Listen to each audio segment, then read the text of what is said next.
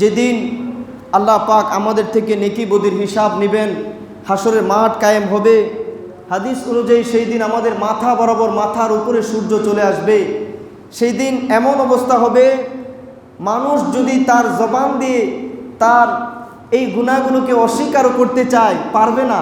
কারণ তার এ হাত, তার এ পা, তার এই শরীর গুলায়, অঙ্গ প্রত্যঙ্গগুলাই তার বিরুদ্ধে সেদিন সাক্ষী দিবে, ওইগুলার জবান খুলে যাবে। আল্লাহর আশ্রয় প্রার্থনা করে সবাই বলে মাআযাল্লাহ, নাউযুবিল্লাহ।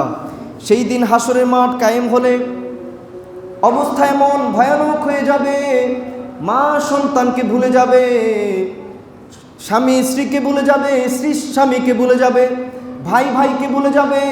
সবার জিকির হবে নাফসি নাফসি, আমার জান আমার জান, আমার আমল আমার আমল আমার আমল। না জানি আমার গুনার পাল্লা ভারী হয়ে যায়। আধা হাত একেবারে মাথার মগজ বরাবর সূর্য, মানুষ ঘামের উপরে সাঁতার কাটতে পারবে এমন অবস্থা। ওই দিন আল্লাহর আরশের ছায়া ব্যতীত, রহমতের ছায়া ব্যতীত আর কোনো ছায়া আমাদের জন্য থাকবে না। বলে ওই আরশের ছায়া কারা পাবে? কি কি আমল করলে, ঈমানের সাথে কি কি ওজিফাগুলো করলে আমরাও আরশের ছায়া আল্লাহর নিকট আশা করতে পারি।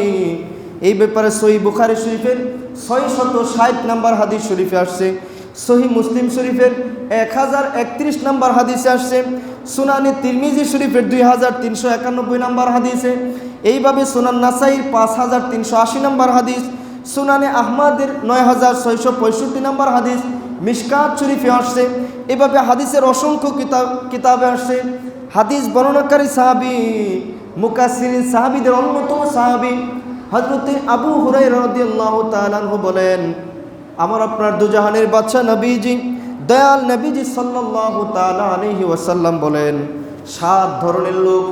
কয় ধরনের লোক? 7 ধরনের লোক এমন থাকবে যাদেরকে আল্লাহ তাআলা হাসরের দিন হাসরের আরশের ছায়া দান করবে। যে কঠিন মুসিবতের দিন আরশের ছায়া ব্যতীত আর কোনো ছায়াই থাকবে না।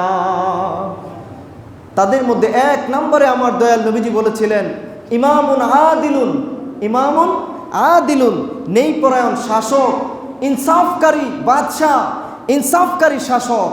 আপনি সমাজের শাসক হইলেন, বিচারক হইলেন, মাতাব্বর হইলেন, কিন্তু আপনি ন্যায় প্রতিষ্ঠা করলেন না, আপনি স্বজনপ্রীতি করলেন, অথবা আপনি কোরআন সুন্নাহর বিপরীত রায় দিলেন। আপনি আত্মীয় হলেই, কেউ কিছু ঘুষ দিলেই, অথবা আপনার রক্তের সম্পর্ক থাকলেই আপনি ইনসাফের বিপরীত, ন্যায়ের বিপরীত, কোরআন সুন্নাহর বিপরীত বিচার করে দিলেন। আপনি মনে করলেন আপনি পার পেয়ে যাবেন। না, আপনি সেদিন আফসোস করবেন যেদিন সমস্ত আমলগুলো আপনার চোখের সামনে ভাসবে, কিন্তু আহারে আপনার পালানোর কোনো জায়গা থাকবে না। আপনার ওই দিন বিচারক, ওই দিন আইন চলবে, ওই দিন পাওয়ারফুলি ক্ষমতা চলবে একজনের। আমরা সবাই বলি তো তিনি কে? আল্লাহ বলেছেন এটা কোরআনে, আলাইসাল্লাহু বিআহকামিল হাকিমিন, আলাইসাল্লাহু বিআহকামিল হাকিমিন। আল্লাহ হবেন আহকামুল হাকিমিন। সেদিন সমাজে যারা সেকুলারিজম, নাস্তিক্য মতবাদ প্রতিষ্ঠা করতে চায়, সমাজে যারা বেইনসাফির বিচার প্রতিষ্ঠা করতে চায়, সমাজে যে যত বেশি গুছিয়ে মিথ্যা কথা বলতে পারে, সমাজে আজকে সে তত বড় নেতা, আজকে তার কদর তত বেশি। আমরা মনে করার কোনো কারণ নাই যে তারা পার পেয়ে যাবে। না, হাসরের দিন তাদের কঠিন ভয়াবহ বিচার হবে। আপনারা কি দেখেন না, এমনও তো হয় একটা ছোটোখাটো ইস্যুতে হাজার হাজার মানুষকে জেলবন্দি করে, হাজার হাজার মানুষকে অত্যাচার করে, পরে তাদের অস্তিত্বও থাকে না। আল্লাহ তাআলা উত্তম বিচারক, আল্লাহ তাআলা হলেন উত্তম প্রতিশোধ গ্রহণকারী। এই জন্য আমরা আল্লাহর আশ্রয় প্রার্থনা করি, আমরা যেন সমাজে ন্যায় বিচার প্রতিষ্ঠা করতে পারি, সেই তৌফিক আল্লাহ আমাদের দান করুক, বলেন আমিন। একেবারে আপনার ব্যক্তিগত জীবনে, পরিবারে, সমাজে, রাষ্ট্রে আপনাকে অবশ্যই ন্যায় প্রতিষ্ঠা করতে হবে। মনে রাখবেন, আমলের ত্রুটি আপনার আমার সবার আছে, কিন্তু বান্দার হক নষ্ট কোনোদিন যেন আল্লাহ আমাদের না করায়। আল্লাহ, এই মামলা বড় কঠিন।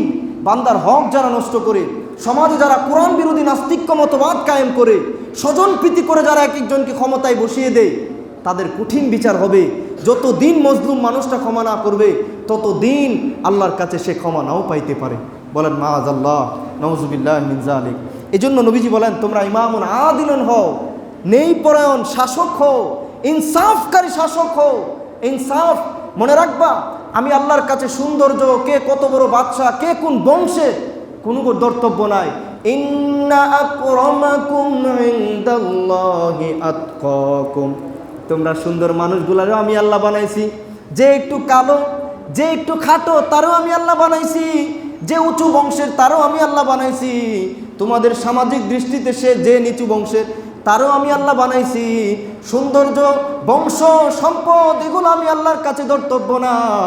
আমি আল্লাহর কাছে সেই সবচেয়ে দামি, যার ভিতর যত বেশি পবিত্র, যে যত বেশি তাকওয়াবান, যে যত বেশি তাকওয়া অর্জন করতে পারছো। আমি আল্লাহর ভয়, জাহান্নামের ভয়, ঈমানের নূরে নুরানি, মদিনার প্রেমে তোমরা মাদানী রঙে নিজেকে রঙিন করতে পারছো, সেই আমি আল্লাহর কাছে তত দামি হয়ে যাবা। সবাই বলি সুবহানাল্লাহ বিহামদিহি। এজন্য দুনিয়া আমাদের আসল ঠিকানা না, আমাদের আসল ঠিকানা হলো চিরস্থায়ী জান্নাত, আখিরাত। এজন্য আমরা যেন সমাজে নেই প্রতিষ্ঠা করতে পারি, বাস্তবতা, এই সমাজে অন্যায় যেগুলো আছে এগুলো যেন আমরা রুখে দাঁড়াতে পারি। আল্লাহ আমাদের সেই হিম্মত তৌফিক দান করুক, বলেন আমিন। 2 নম্বরে হলো যুব সমাজের উদ্দেশ্যে আমার নবী বলতেছেন, শাবুন, আমার যুবক ভাইয়েরা, শাবুন নাশা ফি ইবাদাতিল্লাহ, ওই যুবক যুবতী যারা তার যৌবন কালটাকে আল্লাহর ইবাদতের মধ্যে কাটায় দেয়, আল্লাহ তাদেরকে আরশের ছায়া দিয়ে সম্মানিত করবেন, বলেন সুবহানাল্লাহ। ও যুবক, যৌবনের সময়টা এমন, এটা তো হাদিস দ্বারাই প্রমাণিত। এই সময়টাই নানা ফিতনা তোমাকে হাত ছানিয়ে দিয়ে ডাকবে, নানা ছলনা তোমাকে হাত ছানিয়ে দিয়ে ডাকবে। তোমার শরীরে থাকবে শক্তি, তোমার ভিতরে থাকবে নানান স্পৃহা, তুমি চাইলে অন্যায় করতে পারবা। তোমার সম্পদ থাকবে, টাকা থাকবে, ক্ষমতা থাকবে, তুমি অন্যায় বিচার, জিনা, বেবিচার, সমাজকে ধ্বংসের মুখে ঠেলে দেওয়া, মা বাবার অবাধ্য হওয়া, নামাজ ছেড়ে দিয়ে মন গড়ামত চলতে পারবা। কিন্তু তুমি একজনের ভয়ে এগুলা করবা না, যিনি তোমার সৃষ্টি করেছেন তিনি কে? আল্লাহ। এজন্যই তো বলা হয়, যাদের হৃদয়ে আছে আল্লাহর ভয়, তারা কভু পথ ভুলে যায় না, তারা কভু পথ ভুলে যায় না। আল্লাহর প্রেম ছাড়া এই দুনিয়ায় কারো কাছে কোনো কিছু চাই না, কারো কাছে কোনো কিছু চাই না। রাতের আধারে যারা সিজদাতে রয়, দু চোখের শ্রুতে নদী যেন বয়। রাতের আধারে যারা সিজদাতে রয়, দু চোখের শ্রুতে নদী যেন বয়। ছলনার হাত ছানি যত আসুক, ছলনার হাত ছানি যত আসুক, পিছনেও ফিরে সে তাকায় না, পিছনেও ফিরে সে তাকায় না। আল্লাহ আমাদেরকে সেই হিম্মত দান করুক, বলেন আমিন। 2 নম্বরে হলো এই যুবকরা যারা যৌবনে ইবাদত করে। 3 নম্বরে হলো যেই ব্যক্তি মসজিদ থেকে বের হলো নামাজ পড়ে, তারপরে আবার মসজিদে আসার আগ পর্যন্ত তার মনটা, তার দিলটা, তার রুহুটা যেন মসজিদেই পড়ে থাকে। সুবহানাল্লাহ। তার মনটা মসজিদের সাথে এমনভাবে তাল্লুক, সে ফিকির রাখে আবার কখন মসজিদে আসবো, আবার কখন নামাজে আসবো। এরকম মহব্বত যার পয়দা হয়ে যাবে, আল্লাহ তাআলা প্রিয় নবী, দুজাহানের বাদশা নবী বলেছেন, আল্লাহর আরশ তার জন্য ছায়া নিয়ে অপেক্ষা করতেছে। সুবহানাল্লাহ বিহামদিহি। এই জন্য মসজিদমুখী হতে হবে আমাদেরকে। বেশিরভাগ সময় আমরা মসজিদে কাটানোর চেষ্টা করতে হবে, মসজিদকে আবাদ রাখতে হবে। আল্লাহ আমাদের সেই তৌফিক দান করুক, বলেন আমিন। 4 নম্বরে হলো ওই 2 ব্যক্তি যারা একে অপরকে ভালোবাসে শুধু আল্লাহর জন্য। আল্লাহর, তার কাছে আসলে আমি আল্লাহর কথা শুনতে পারি, আমার আখিরাতের কথা স্মরণ হয়, এই জন্য শুধু তার কাছে যাইতে মন চায়। আবার পৃথক হলেও আল্লাহর জন্য পৃথক হয়, একসাথ হইলেও আল্লাহর জন্য। এই ভালোবাসা যাদের আছে, এই 2 জনকে আল্লাহ তাআলা আরশের ছায়া দান করবেন। সুবহানাল্লাহ। আমাদের ভালোবাসা হবে আল্লাহর জন্য, আমাদের ঘৃণা হবে আল্লাহর জন্য। ব্যক্তিগত স্বার্থের চেয়ে আল্লাহকে বেশি প্রাধান্য দিলে আল্লাহ তাকে হাসরের দিন আরশের ছায়া দিয়ে সম্মানিত করবেন। এইভাবে 5 নম্বরে আমার নবীজি বলেছেন ওই ব্যক্তি, এটা খুব সেন্সিটিভ জোন, খুব খেয়াল করবেন। আমার নবীজি বলেছেন ওই ব্যক্তি যে নির্জনে একাকী হলেও গুনাহ করে না, বরং নির্জনে একাকী হলেও আল্লাহকে ডাকে, আল্লাহকে ডাকে। এমনকি আল্লাহর ভয়ে তার চোখ দিয়ে পানি আসে, আল্লাহর ভয়ে তার চোখ দিয়ে পানি আসে, তার দুই চোখ দিয়ে অশ্রু ঝরে। আল্লাহ তাকে কিয়ামতের দিন আরশের ছায়া দিয়ে সম্মানিত করবেন। আমাদের কে না আছি আমরা নির্জনে গুনাহে লিপ্ত হয়ে যাই, আমরা বিভিন্ন সময় নির্জনে বাজে চিন্তা আমাদের মধ্যে আসে। আল্লাহ আমাদেরকে আজ থেকে সেই হিম্মত দান করুক যে আল্লাহ ছাড়া আমাদের আর কোনো মাবুদ নাই, যে আল্লাহর রহমত ছাড়া আসলে আমরা জীবনে দুনিয়াতে আখিরাতে আগানোর কোনো উপায় নাই। সে আল্লাহকে খুশির জন্য আমরা যেন আজ থেকে নির্জনে আল্লাহকে ডাকতে পারি। জুমার দিন এমন একটা সময় আছে তখন বান্দা যা চায় আল্লাহ তাকে তা দান করেন। এই সময়টা মুহাদ্দিসিনে কেরাম কেউ বলেছেন আসরের পরে, কেউ বলেছেন আপনারা ওই দিন সারাদিনই দুরূদ শরীফ পড়েন, সূরা কাহাফ পড়েন, দান খয়রাত করেন, কবর জিয়ারত করেন, তাইলে আপনি ওই সময় পেয়ে যাবেন। তাইলে আমরা যেন নির্জনে আল্লাহকে ডাকতে পারি, সেই হিম্মত সেই তৌফিক আল্লাহ আমাদের দান করুন। আমরা সবাই বলে আমিন। 6 নম্বরে হলো ওই ব্যক্তি যাকে কোনো উচ্চ বংশীয় ক্ষমতাশীল সুন্দরী সরসী যুবতী কোনো কুপ্রস্তাব দিয়ে বসলো, কিন্তু সে জবাবে বলল আমি আল্লাহকে ভয় করি, আমি আল্লাহকে ভয় করি। সুবহানাল্লাহ। এই আল্লাহকে ভয় করার কারণে, সে খারাপ প্রস্তাবে রাজি না হওয়ার কারণে, সে এই ভয়ে, আল্লাহ তাআলার ভয়ে এই কুপ্রস্তাব থেকে নিজেকে হেফাজত করতে গিয়ে যে কষ্ট করেছে, নিজের নফসকে সংবরণ করেছে, নিজের মনকে সে হেফাজত করেছে, আল্লাহ তাআলা তাকে এর পুরস্কার স্বরূপ, প্রতিদান স্বরূপ আল্লাহ তাকে আরশের ছায়া দিয়ে সম্মানিত করবেন। আমরা বলি সুবহানাল্লাহ, সুবহানাল্লাহ বিহামদিহি। এরপরে 7 নম্বরে হলো ওই ব্যক্তি, যেই ব্যক্তি গোপনে আল্লাহর রাস্তায় দান করে বেড়ায়, এমনভাবে দান করে এমনকি তার বাম হাতে দান করলে ডান হাতও জানে না, ডান হাতও জানে না। আপনারা মুসলিম শরীফের ওই হাদিসটা তো শুনেছেন, একদল দানবীরকে আল্লাহ কিয়ামতের দিন ডাকবেন, বলবে জাহান্নামের ফেরেশতারা তাকে বেরি পড়াবে, বলবে তুমি কি করছো দুনিয়াতে? বলে আল্লাহ আমি তো তোমার রাস্তায় সব দান করে দিয়েছি।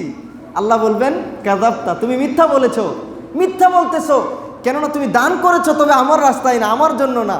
সমাজের মানুষ তোমাকে দানবীর বলবে, সমাজের মানুষ তোমাকে বড় মহান মানুষ বলবে, পুস্তারে তোমার নাম দানবীর সমাজ সেবক লিখবে। এই নিয়তে তুমি দান করছিলা, তোমার আশা তো দুনিয়ায় পূরণ হয়ে গেছে, যাও এখন তুমি তোমার স্থানে যাও। আহারে জাহান্নামের ফেরেশতারা হাতে পায়ে কড়া লাগায়া টেনে টেনে টেনে তাকে জাহান্নামের পথে নিয়ে যাবে। বলেন নাউজুবিল্লাহ। আমরা আল্লাহর কাছে আশ্রয় প্রার্থনা করি।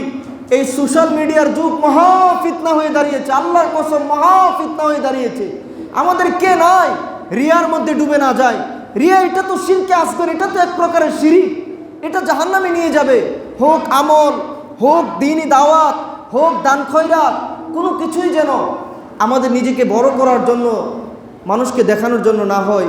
আল্লাহ আমাদেরকে সেই হিদায়াত, সেই রহমত বরকত আমাদেরকে দান করুন। আমরা সবাই বলে আমিন। আল্লাহ তাআলার কাছে হিদায়াত কামনা করি আমরা, কেননা রিয়া বাস্তবতার নিরিখে এটা আমলকে ধ্বংস করে দেয়। আপনি ভিতরে কেমন জানি তৃপ্তি পাবেন না তো, মানুষ আপনারা নামাজি বলতেছে, ঠিক আছে, দানবীর বলতেছে, আপনার ভিতরটা কেমন জানি খারাপ লাগে, অশান্তি দূর হয় না। আর আপনি গরিব মানুষ, 1 টাকা দান করছেন, 1 গ্লাস পানি কারে খাওয়াইছেন, দেখবেন মনে কেমন জানি শান্তি লাগতেছে, কারণ আপনার মন ভালো, আপনি আল্লাহ খুশির জন্য দিয়েছেন। বিপদে পড়ছে তারে বাঁচাইছেন আল্লাহ খুশির জন্য, সে কি বাহবা দিল না দিল এটা আপনার উদ্দেশ্য না, দেখবেন আপনার সারা দিন শান্তি লাগতেছে। আল্লাহ আপনার এর চেয়ে কোটি গুণ বরকত দুনিয়াতেও দান করে দিতে পারে, আখিরাতে তো আপনার জন্য মহা নেয়ামত প্রস্তুত আছে ইনশাআল্লাহ। আল্লাহ আমাদেরকে সেইভাবেই কবুল করুক, বলেন আমিন।